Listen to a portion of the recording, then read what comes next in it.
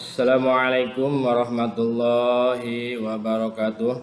Selamat pagi, semoga kalian dalam keadaan sehat selalu.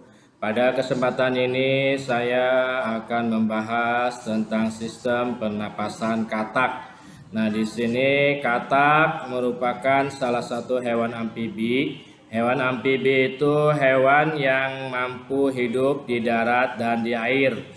Jadi di darat bisa hidup, di air juga bisa hidup. Itu disebutnya hewan amfibi. Contohnya salah satunya katak.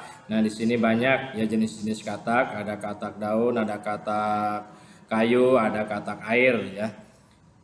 Alat pernapasan katak disesuaikan dengan tempat hidupnya di darat dan di air. Pada katak, proses respirasi itu pernapasan. Jadi proses pernapasannya dilakukan dengan menggunakan paru-paru. Nah, di sini katak yang masih kecil atau sering kita sebut berudu atau kecebong. Nah, di sini ada jenis-jenis kecebong yang masih kecil, ini yang udah agak besar, dan ini yang udah lebih besar lagi, ada kakinya ya, yang udah kalau udah ada besar dia ada kakinya depan belakang ya. Ini kecebong ya. Nah, alat pernapasannya di sini ada kecebong atau katak muda bernapas menggunakan insang untuk mengambil oksigen yang terdapat di dalam air. Nah, ini contoh bagan berudu atau kecebong. Jadi di belakang punggungnya itu dia ada dua macam ya, dua lubang kecil. Ini tempat masuknya air ke dalam insang. Nah, air ini air yang mengandung oksigen nanti akan masuk ke sini, ke lubang ini. Di lubang ini masuk ke insang. Di insang nanti air yang mengandung oksigen akan diolah ya, akan diolah oksigen yang bersih, nanti akan dia edarkan ke seluruh tubuh, dan sisanya itu akan berubah menjadi karbon dioksida dan dikeluarkan kembali oleh kecebong tersebut. Yang selanjutnya ini katak dewasa ya.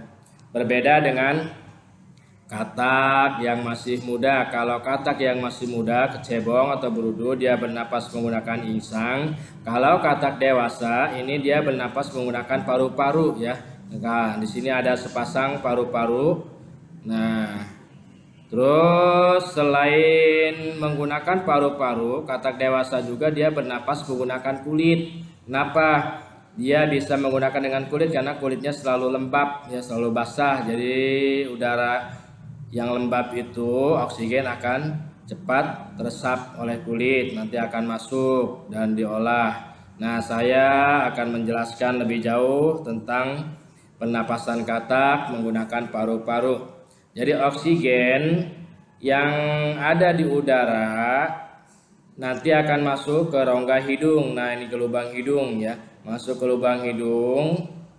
Di lubang hidung terus akan menuju ke trakea. Ini trakea tenggorokan. Di tenggorokan nanti dia akan masuk ke paru-paru. Nah, di paru-paru ini tempat proses terjadinya pertukaran oksigen dan karbon dioksida. Nanti oksigen yang udah dihasilkan, oksigen bersihnya ini akan diedarkan ke seluruh tubuhnya.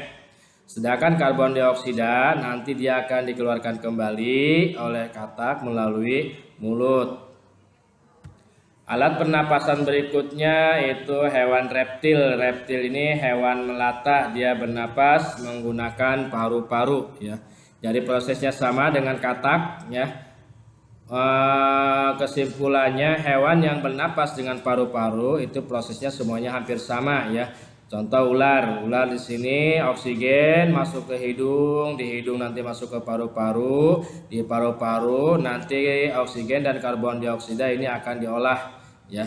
Nah, sama seperti ini, seperti kura-kura, pernapasannya juga sama, oksigen masuk ke hidung, di hidung masuk ke trakea, trakea ini tenggorokan, nanti di tenggorokan masuk ke paru-paru ya.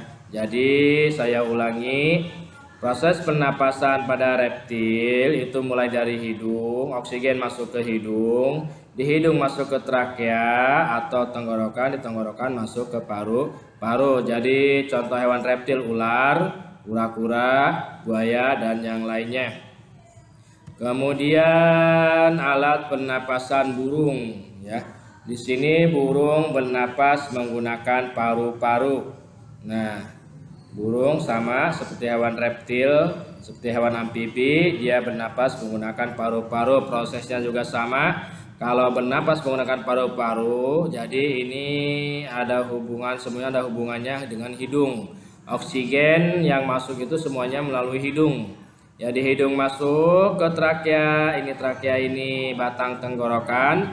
Di tenggorokan ini dia punya batang lagi, punya cabang lagi, trakeol. Nanti trakeol ada 2 cabang ya. Nah, di trakea dia akan masuk ke paru-paru. Di paru-paru sama oksigen dan karbon dioksida di sini akan diolah ya.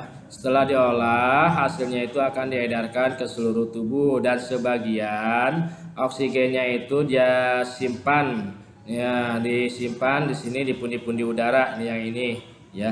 Ini pundi-pundi udara sama paru-paru, jadi disimpan cadangan oksigennya di pundi-pundi udara. Untuk apa sih fungsinya pundi-pundi udara ini? Pundi-pundi udara ini fungsinya dia gunakan pada saat terbang ya. Jadi pundi-pundi udara ini oksigennya nanti pada saat terbang dia gunakan yang cadangan oksigen tadi. Karena kan kalau sambil dia terbang sambil bernapas kan capek ya, kecapean burung itu, makanya dia punya cadangan oksigen di pundi-pundi udara. Ini dia gunakan prosesnya pada saat terbang. Begitu juga pada saat dia mengeluarkan suara, ini oksigen yang dihasilkan dari pundi-pundi udara. Berikutnya di sini ada alat pernapasan mamalia. Mamalia itu hewan yang bernapas dengan paru-paru.